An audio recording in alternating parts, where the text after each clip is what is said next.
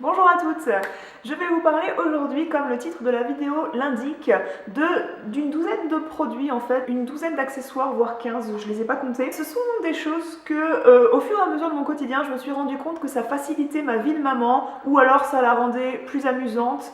C'était des choses pratiques auxquelles on ne pense pas à acheter quand on est enceinte, en fin de grossesse ou quand on vient d'accoucher. C'est des choses que j'ai appris à connaître en fait en flânant dans les magasins de bébés, sur les sites internet de puériculture. C'est des choses auxquelles vous n'allez peut-être pas penser à acheter si vous êtes enceinte, si vous êtes jeune maman, mais à mon avis, vous allez peut-être aller voir direct sur les sites internet des objets dont je vous parle, parce que moi en tout cas, c'est des objets qui facilitent ma vie, c'est des objets qui rendent ma vie de maman plus fun, c'est des petits trucs pratiques qui à mon avis sont à connaître.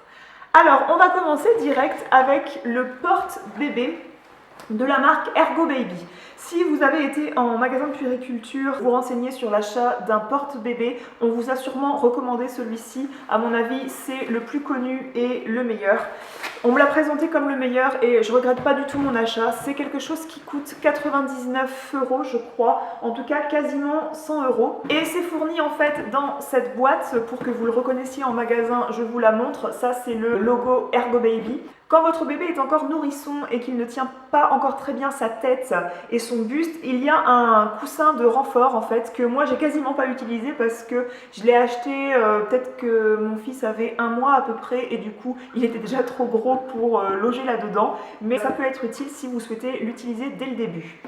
Ce porte-bébé, je l'utilise pour me balader en fait, pour partir en vacances, on s'en est beaucoup servi, je pense que vous l'avez vu dans ma vidéo vlog du mois de septembre. Quand bébé est plus grand, vous pouvez tout à fait passer le porte-bébé au niveau du dos et vous pouvez porter bébé dans le dos. Donc c'est un porte-bébé avec lequel vous pouvez porter votre enfant jusqu'à 18 mois voire 2 ans. Il a même une poche avant, donc si vous voulez vous promener et ranger votre portable, vous pouvez. Il y a une autre petite poche ici. C'est quelque chose qui s'adapte en plus à beaucoup de morphologie puisque mon chéri a les épaules beaucoup plus larges que moi et du coup on arrive bien à régler les lanières en fait pour que ça aille à tout le monde. Je pense que même une maman qui sera assez forte pourra l'enfiler parce que y a de la marge en fait niveau lanière. Ce qui est bien dans ce porte-bébé, c'est que bébé a pas les jambes pendantes, il a les jambes qui vont venir se poser en fait contre vous, vous encercler. C'est la position qui est censée être la meilleure pour ses jambes. Le truc a des renforts très solides. Vous attachez d'abord la ceinture qui est très épaisse. Vous venez fermer ça avec un fermoir qui est ici. Ensuite, vous enfilez une bretelle. Vous mettez votre fils, enfin ou votre fille si vous avez une fille.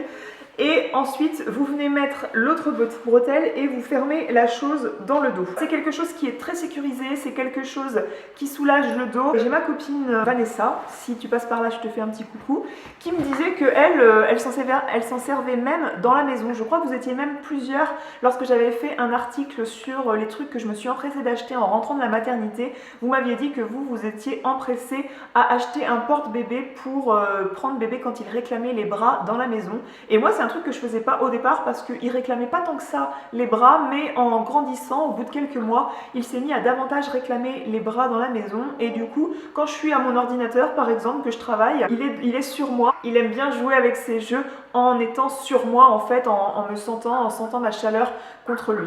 Deuxième chose, je vous en avais parlé dans l'article que je citais juste avant, c'est-à-dire les choses que je me suis empressée d'acheter en rentrant de la maternité. Il s'agit de ce babyphone de la marque Baby Move. Ici, c'est la chose qu'on met dans sa chambre en fait, et ça, c'est le truc mobile que vous emportez avec vous. Ça se branche sur secteur, donc je ne peux pas l'allumer devant vous, ça servira à rien. Et vous le placez dans la chambre ou dans la pièce où est bébé et vous pouvez ensuite vous en aller à une distance d'1 kilomètre. Vous allez vous dire, elle s'en va à 1 kilomètre quand son bébé est dans la maison. Eh bien oui, ça m'arrive.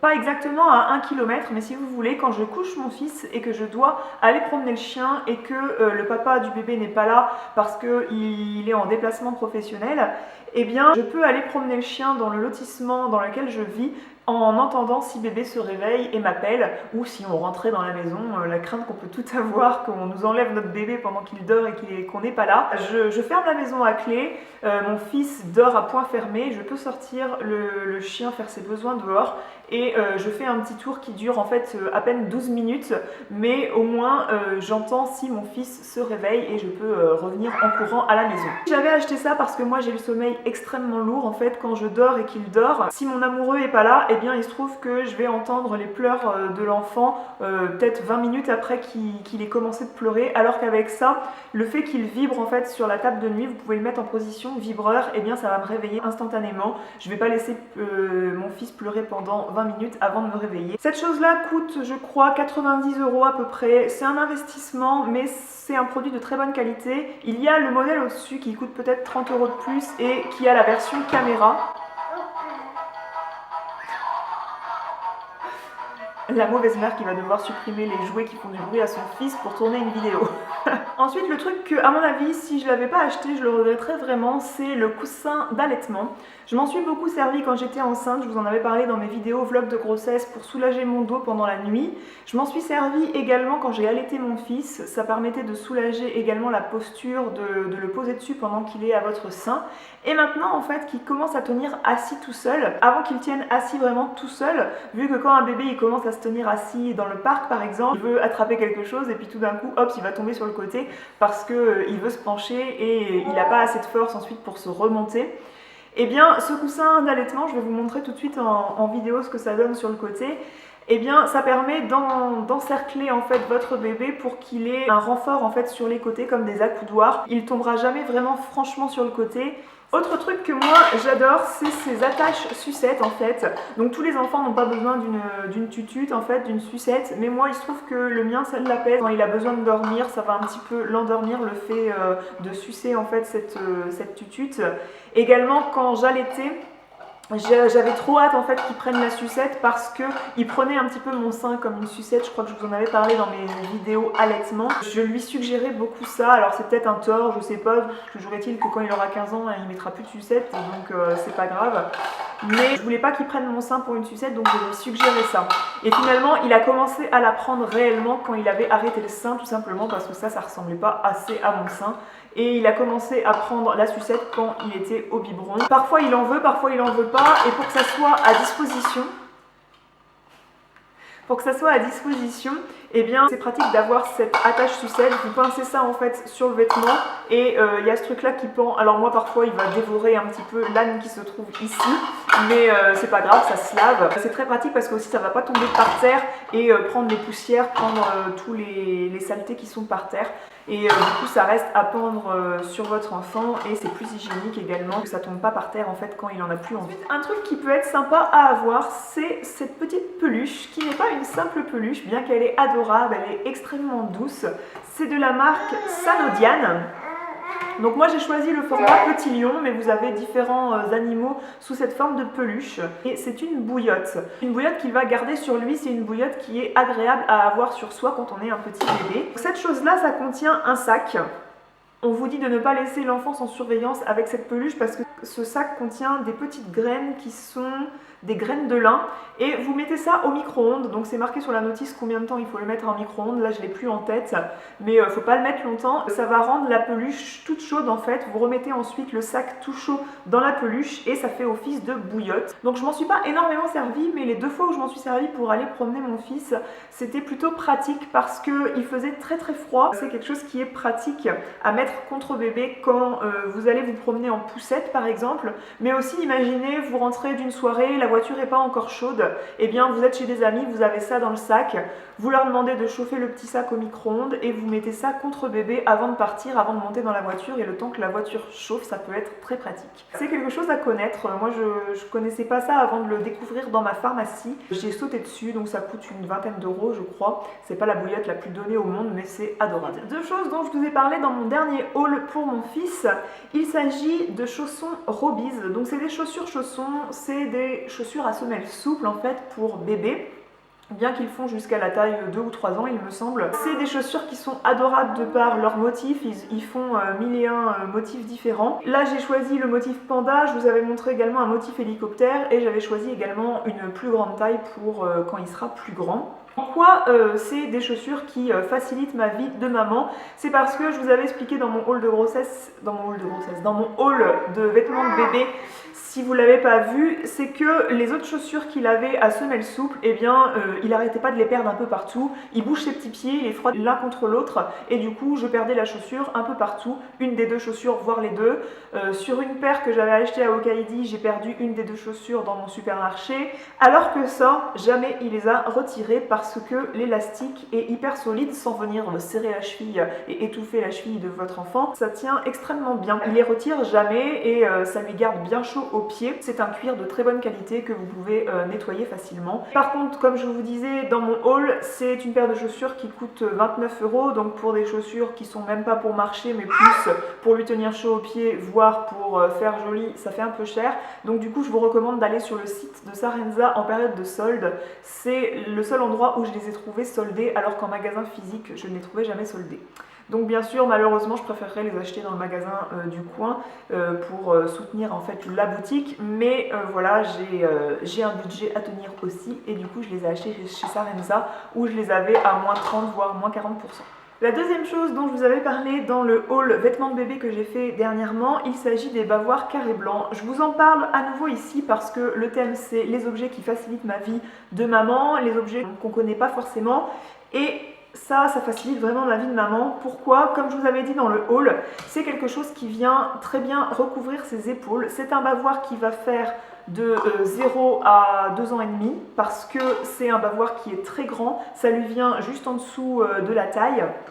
Et surtout, ça couvre très bien les épaules. Donc, vous savez que quand vous donnez les premières purées à votre enfant, eh bien, il a tendance à avoir l'attention détournée par mille et une choses qui peuvent se passer autour. Donc, du coup, il va vouloir faire ça. Il a de la purée plein autour de la bouche et du coup, ça va salir les épaules. Alors que avec ça, non. Ensuite, détachez le bavoir tout de suite après pour pas qu'il reste taché de purée de carottes. Mais au moins, vous n'avez pas le bavoir à détacher plus le t-shirt. Comme je vous avais dit, c'est une matière serviette. Du coup, il y a des fibres qui sont assez longues et faciles à désincruster. Moi j'ai choisi ces petits motifs là c'est un mouton, j'en ai avec les bonhommes de neige, donc même en plein été, je m'en fous complètement de mettre un bavoir avec un bonhomme de neige, croyez-moi. Et il y a aussi les bavoirs bleus comme ça avec des crabes et bien sûr vous en avez des couleurs un peu plus girly, plus roses. Ensuite vous allez dire la fille elle découvre le sèche-biberon quoi. Mais c'est pas ça. D'un côté c'est un peu vrai parce que j'ai découvert moi le sèche-biberon il y a peu de temps puisque j'ai allaité mon fils jusqu'à 5 mois et demi. J'ai commencé les biberons à 4 mois et demi. Et les premiers biberons, je commençais en fait à les sécher en fait sur un chiffon proprement à l'envers. Sauf que ça sèche pas bien, les gouttes évidemment s'évacuent pas bien. Et voilà, moi j'étais novice dans le biberonnage. Je me suis rendue dans le magasin autour de bébé près de chez moi pour aller chercher un sèche-biberon. Donc ça c'est le genre de sèche-biberon que vous n'allez pas trouver à Leclerc hein, typiquement. Il faut vraiment se rendre en magasin de puériculture et comme dit un peu le sketch de Florence Foresti, quand on devient parent, on rentre vite dans le c'est moche mais c'est pratique. Et moi je voulais pas un truc dans ma cuisine qui soit vert d'eau, bleu canard, enfin, et qui soit très pratique mais pas très esthétique. Et ça je trouve ça assez design. Il est noir, sachant que les meubles de ma cuisine sont noirs et que les murs de ma cuisine sont rouges ou blancs. Et bien ça je trouve ça fait pas de tache dans le paysage de ma cuisine, du coup c'est assez joli et il est aussi pratique qu'un autre sèche-biberon. Il est très solide, hein, c'est pas de la camelote, donc c'est un sèche-biberon de la marque Belmont. Vous avez plusieurs branches du coup pour venir mettre les différents morceaux du biberon et ça sèche très bien, il n'y a pas de gouttes qui restent le temps que ça sèche pour prendre le prochain repas. Le dernier achat que j'ai fait, il s'agit d'une poubelle anti-odeur avec les sacs poubelles qui vont avec. Je l'ai acheté sur le site Berceau Magique, je l'ai prise de couleur blanche pour que ce soit assez neutre pour aller dans ma salle de bain. Elle est de la marque Tomy Tipi, je crois que ça se prononce comme ça. Si vous avez des enfants, vous savez que quand ils commencent à manger des purées, vous avez des cacas qui sentent abominablement fort dans les poubelles de salle de bain. Donc il y a plusieurs solutions à ça, on n'est pas obligé d'acheter cette poubelle là qui coûte quand même un bras. Vous pouvez par exemple prendre des sacs poubelles qui sont un peu anti-odeur, ça s'achète en supermarché, moi j'en ai jamais acheté. Ce que je faisais en fait c'est que j'avais des sacs poubelles qui faisaient 5 ou 10 litres et s'il y avait un gros caca, une couche avec un gros caca à mettre dedans, et bien j'emmenais direct la poubelle au container de poubelle qui était dehors. Mais c'est clairement pas écologique de fonctionner comme ça parce qu'on utilise produisent un max de sacs poubelles qu'on remplit pas et qu'on va jeter direct parce que ça pue. Moi, il y a un petit couloir avant ma salle de bain. Si je gardais plusieurs couches qui sentaient le caca en fait dans une seule poubelle, et bien ça sentait jusqu'à l'entrée du couloir. Donc ça m'énervait un peu. Bah oui chouchou, comment un petit cul il peut avoir des cacas qui puent autant?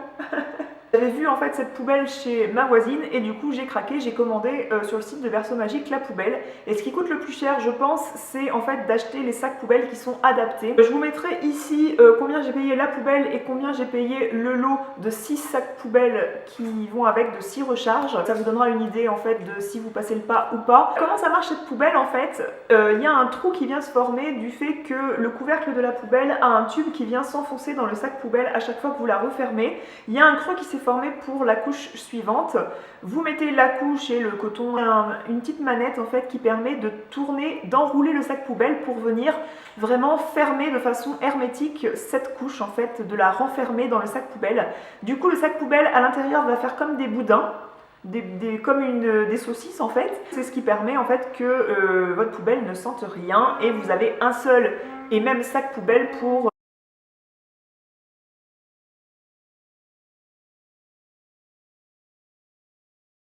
J'avais oublié de vous parler d'une chaîne YouTube de chansons pour enfants. Vous savez comme moi, si vous avez un enfant, qu'il se lasse vite de différentes attractions et du coup il faut sans cesse un petit peu de neuf pour attirer leur attention, les faire rire.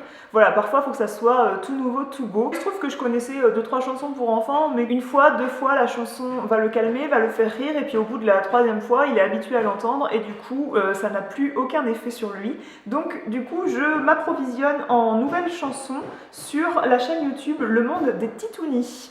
Voilà, c'est une chaîne YouTube avec des chansons pour bébés. Alors vous retrouvez les classiques du type Sur le pont d'Avignon, À la pêche aux moules, mais aussi des petites chansons pour enfants, Quand 3 poules vont au champ, Ah les crocodiles, Il était un petit navire, donc ça c'est un classique.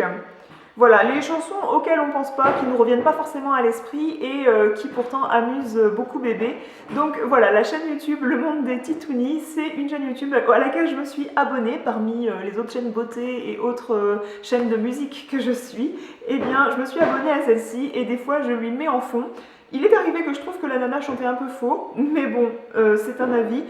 Ça me permet d'avoir une bibliothèque de musique pour mon fils et de ne pas être à sec niveau chansons d'enfants. Eh bien écoutez mes amis, cette vidéo est terminée. N'hésitez pas à me poser des questions sur les différents objets que j'ai présentés si vous en avez. N'hésitez pas à me dire quels objets facilitent votre vie de maman ou même la vie du papa quand vous n'êtes pas là, je sais pas.